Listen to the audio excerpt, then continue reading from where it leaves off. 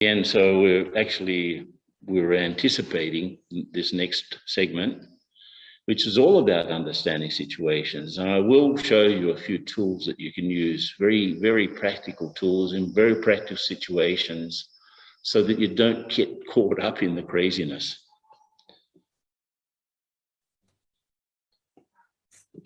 Now, there are things that come from outside, as I said. It's as if things come with a sort of a signboard saying, please be something, you know, so the situation comes, there are a challenge, and the challenge produces, let's say, a demand, and I have to produce the response. I have to produce a response, and that response will come from my inner state. So let's say the situation is, you know, one which is extremely worrying because, let's say, I'm married and my husband just lost his job, or I lost my job, right? It's a huge demand, you could say. I have to produce something to respond to that. Now, the worst response will be to worry and therefore corrode my ability to respond. So instead of, you know, worrying, I should go within and, okay, let's strengthen my response. What are the alternatives? What can I do? It's not, oh dear, what will I do? It's, wow, this is an opportunity to do something. So I need to develop the response from my inner state. I can read a book, I can listen to someone, I can go to some, you know, psychotherapist, I can do many of those things. But unless I develop a relationship with my deeper self, in which I can go inside and produce the tolerance and produce the patience and produce the courage that I need, then, you know, it won't be an intellectual exercise. I know people who practice mindfulness meditation, for example, which is like a very basic sort of meditation.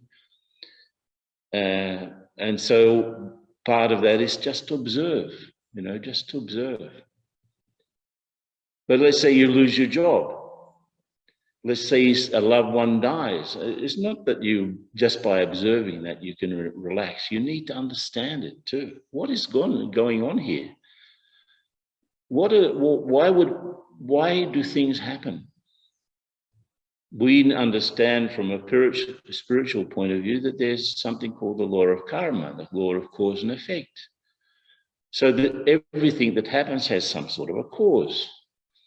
And so if I start to work on the deeper level, I will start to bring out different responses, or different reactions to the things that are going on. But if I just do an intellectual understanding, it won't work. It's not enough. I need to actually have power and not just understanding.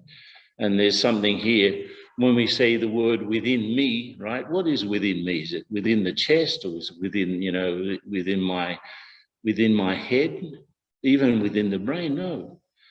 Within me, the inner me is actually a spiritual thing, as it's shown here as a sort of a light.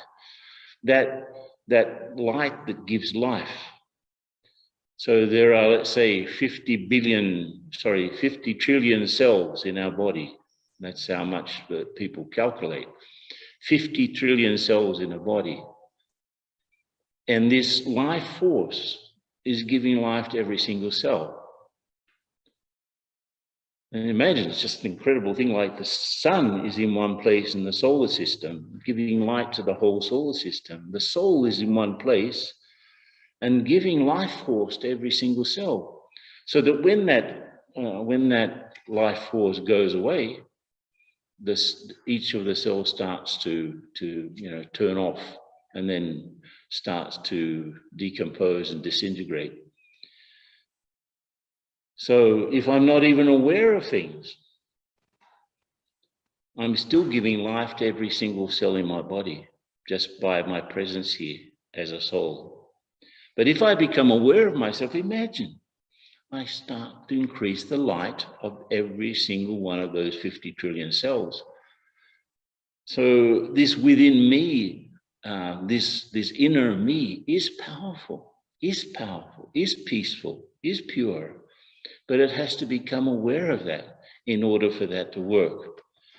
Now, there's a formula that I use to reduce emotional tension, which is pretty simple.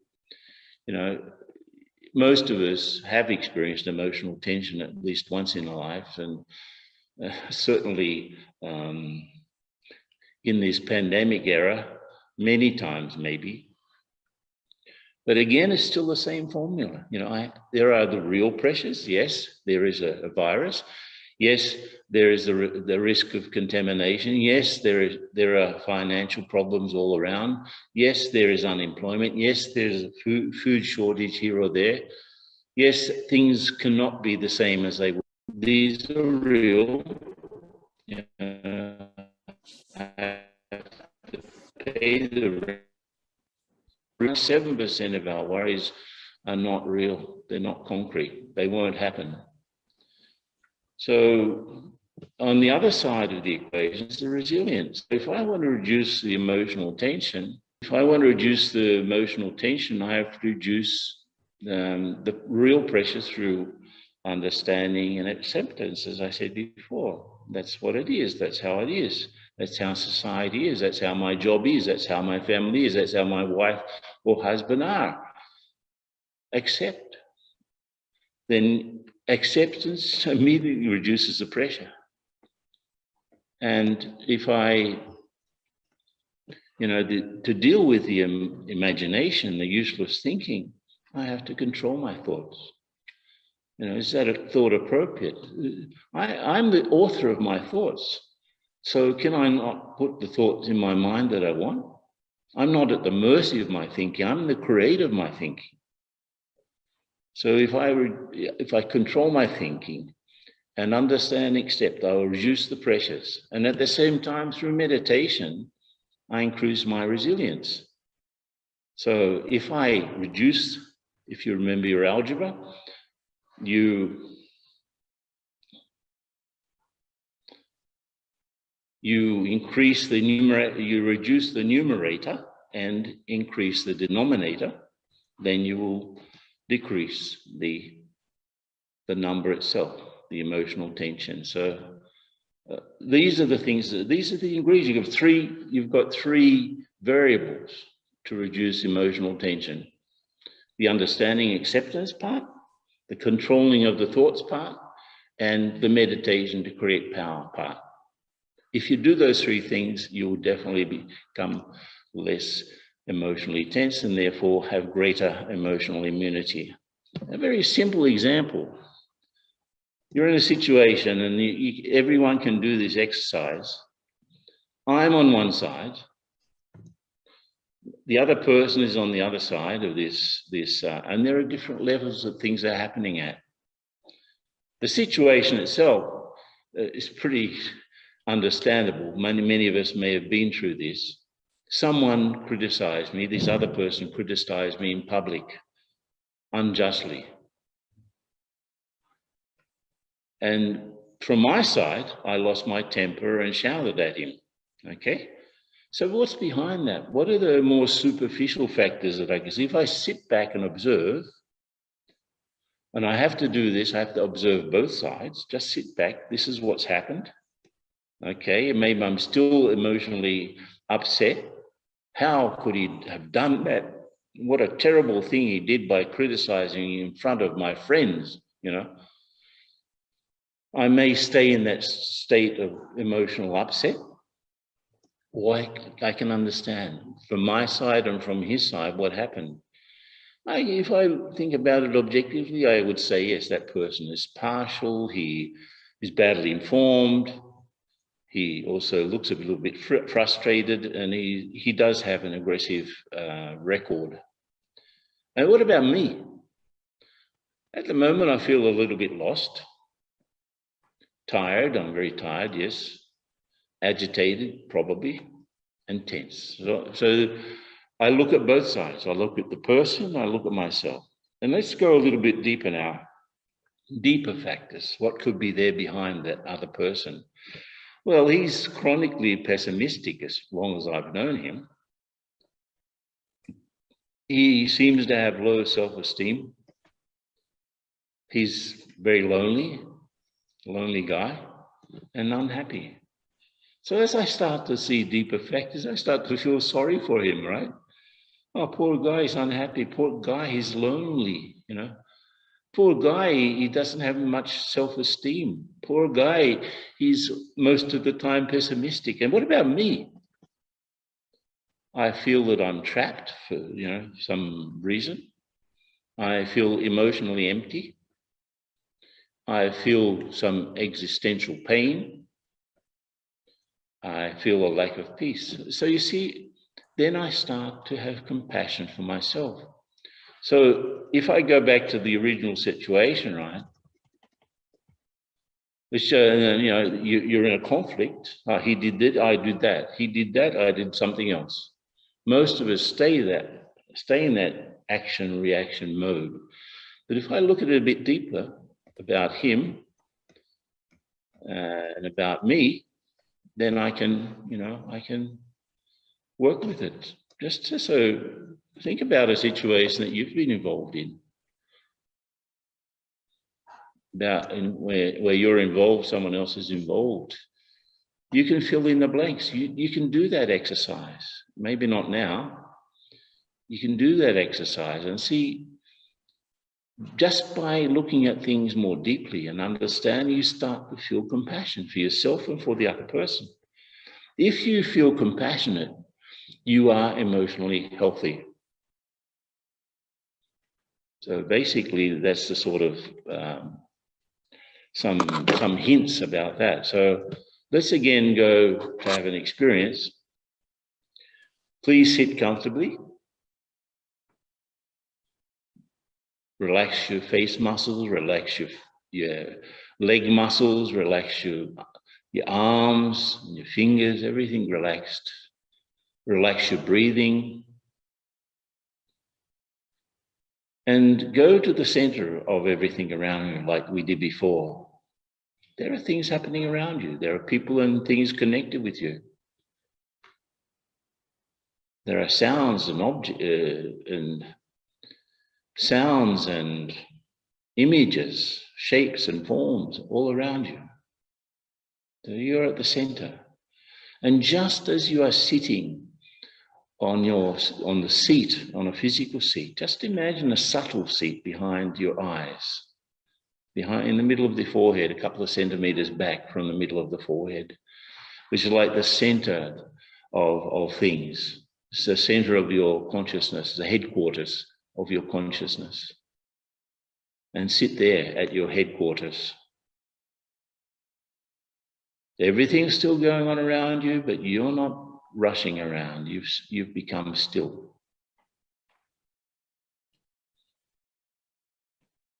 And stable, sitting on your subtle seat behind the middle of the forehead. So in this state, I can experience my inner qualities. Because I'm not rushing around, I feel very peaceful. I'm not desiring anything at the moment, so I feel very content.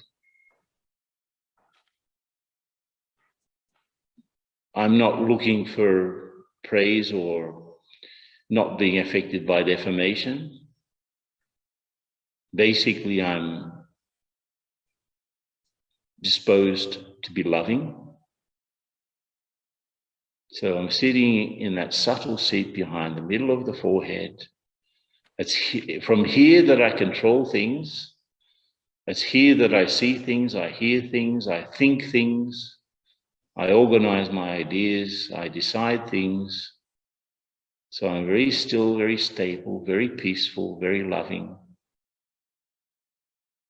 And like a tiny lighthouse,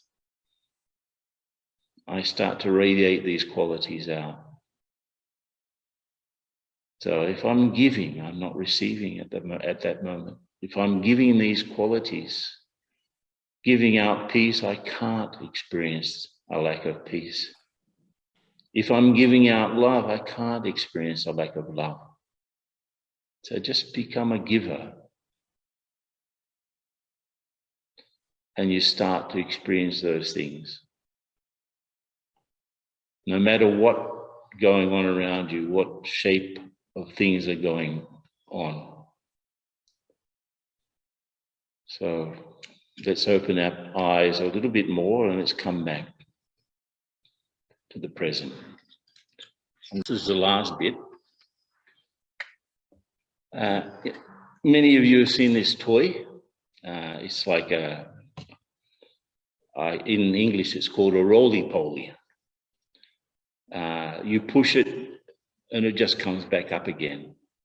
Its natural state is upright. Because it's a heavy base, right? And it's round, so it will stay according to the law of gravity, it will stay upright if it's not being affected. And there's guys trying to fight with that, right?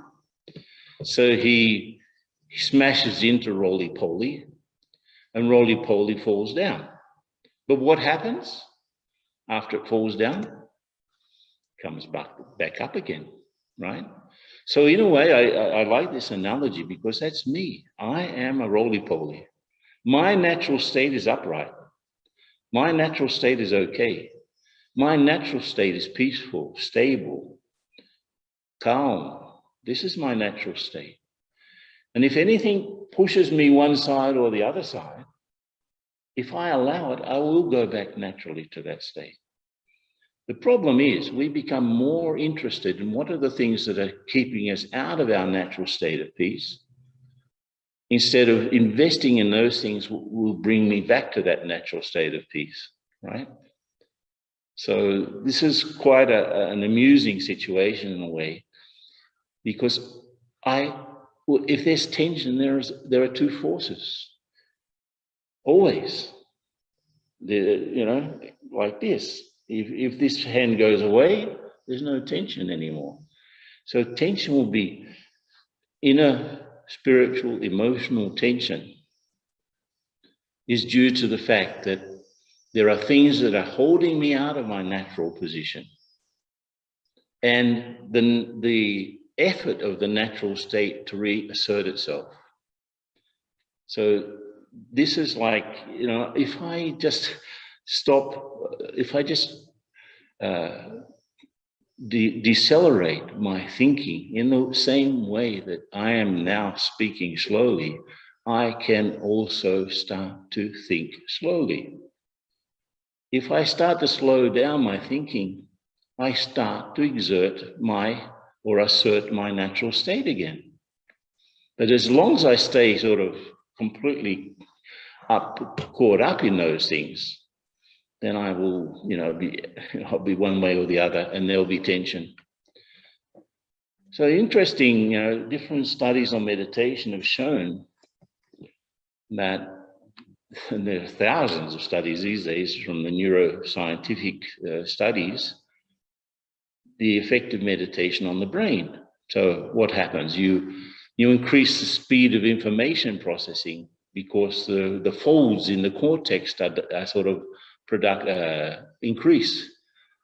And of course, this improves it will improve all of the brain functions, this sort of processing, the meditation. Also, meditation has been shown to improve focus. Again, it's because of the thickness of the cortex. So you meditate, it thickens the cortex, and therefore you can start to improve your focus. It will give you a good mood because meditation has been proven to increase levels of dopamine and serotonin, which are like good mood hormones, right? And it's been shown to reduce stress and anxiety because it will control the production of cortisol and adrenaline, which, makes you become more edgy in a way. So you start to decrease the bad hormones and you start to increase the good ones. So great, right? and it intensifies your cognitive function. So if you looked at the benefits of meditation practice, even the initial stages, who would not like to have a good mood more often than not? Who would not like to reduce their stress or increase their focus? All of us would like, right? And it's a game also. So basically what happens is that this is me, the spiritual being. On the other side of the equation is the higher source that we call God, right? Because everything we do somehow always gets back to that one, whatever name he's called by in the different traditions. And the ideal connection, the strongest connection, is between me and that source, right? What happens is some event comes along, gets in the way. And I start to put so much attention on that event that I forget the source, right? So the idea is really to put the event in its perspective so that I don't lose my connection with the source. Pretty simple game, huh? So, but most of us stay there. We've made a big deal out of something small. It's the end of the world, you know. Even make, as they say, make a mountain out of a molehill or out of a mustard seed. Make a huge deal out of something quite trivial. If you think about it, the last 10 times that you lost your temper was probably because of something trivial. And the idea is to keep things in their proper perspective, because life has these three elements: the soul, God, and whatever is happening around us, the drama of life. These three things are there. So I keep those three things in their perspective. I have to receive from the source and actually give to the event, rather than take from the event and forget myself. So this is the game of the three dots. So meditation, basically, the first step in making that connection between the soul and the Supreme Soul, I have to detach. You know, I have to detach from the physical things around me. I have to detach from my roles. You know, for the time that I'm meditating, I'm not a father, I'm not a mother, I'm not the president of a company, I'm not a doctor. These are different roles that I have. So I detach from my role, I detach from my body. I detach even from my CV and my story. I become detached. That's the first step.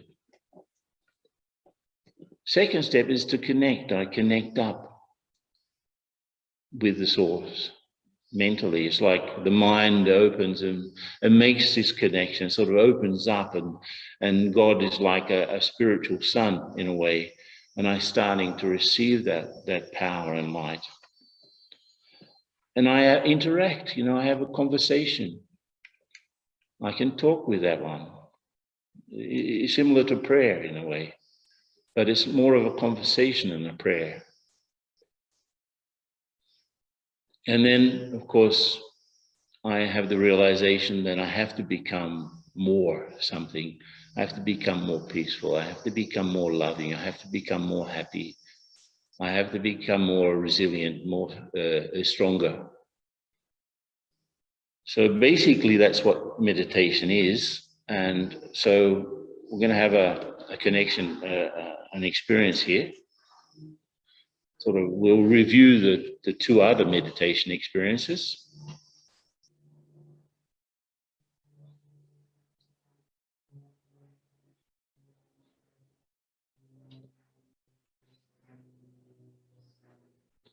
First one, go to the center, relax, of course. Back straight, not rigid, eyes half open, you could say, lightly open. Breathing quite natural. You're in the center of many things around you. You're in the center of your life. And you're sitting on your seat of command behind the forehead. just sit there nicely and observe and appreciate your real value as a spiritual being. That I am peaceful, I am loveful, I am pure in this inner state. This is my core state. So very lovingly, just by doing that, I become detached. I observe and become detached. I become the soul seated on the seat of command. And I connect up with that one that we all love, that we've all remembered in different traditions. We've called many names, but it's the same one.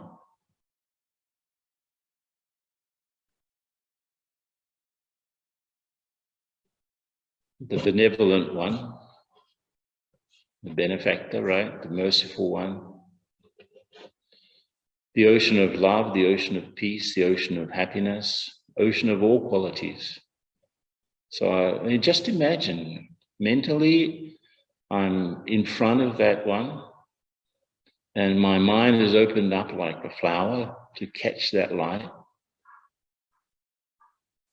And I'm just catching that light, taking that light in. And I become a lighthouse. So I'm receiving, and I begin to transmit also.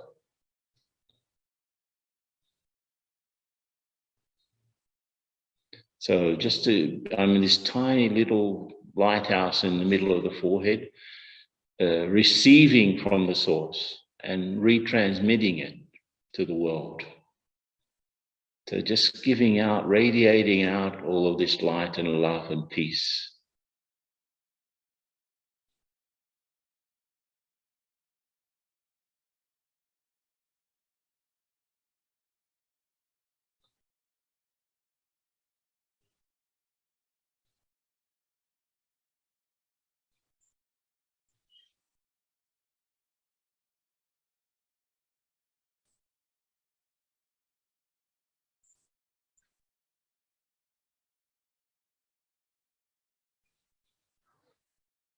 Enjoying this moment, just enjoying becoming full of these qualities.